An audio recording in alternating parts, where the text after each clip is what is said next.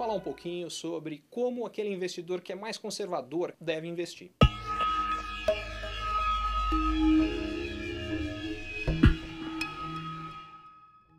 A primeira coisa que todo investidor precisa entender é que investimento sem risco não existe. Normalmente o que as pessoas têm na cabeça é o que a gente chama de risco de mercado, quer dizer, o risco de oscilação de preço do seu investimento ao longo do tempo. Nesse sentido, os investimentos que tendem a oscilar mais são, em primeiro lugar, bolsa de valores. Eles podem subir ou cair muito ao longo do tempo. Segundo, investimentos imobiliários ou mesmo fundos imobiliários tendem a ter um comportamento parecido.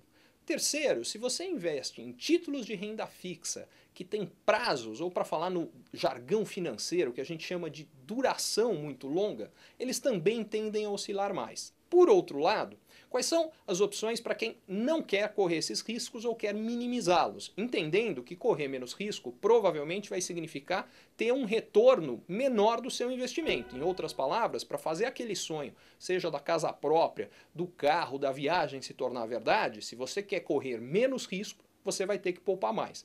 Fundos de investimento, caderneta de poupança, títulos de renda fixa de prazo curto ou indexados à taxa Selic, que é a taxa definida pelo Banco Central, tendem a ter uma oscilação bem menor. Bom, segunda coisa que você precisa pensar é o chamado risco de liquidez, que é você querer sair do seu investimento, mas não conseguir. É muito mais fácil você transformar um investimento em dinheiro do que vender um imóvel. Isso pode demorar mais. Se você tiver muita pressa em receber o dinheiro, o que acaba acontecendo é que muitas vezes você é forçado a vender esse imóvel por um preço um pouco mais baixo. Agora, isso não significa que não há outros riscos e que muitas vezes não são simples de serem analisados. Por exemplo, risco de crédito, que é o risco de com quem você deixa o seu dinheiro. Em outras palavras, você compra um título, por exemplo, de um banco.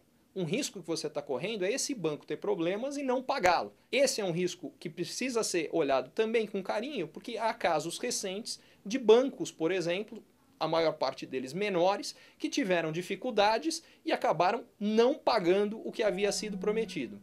Então, no fundo, é importante estar atento a diferentes tipos de risco.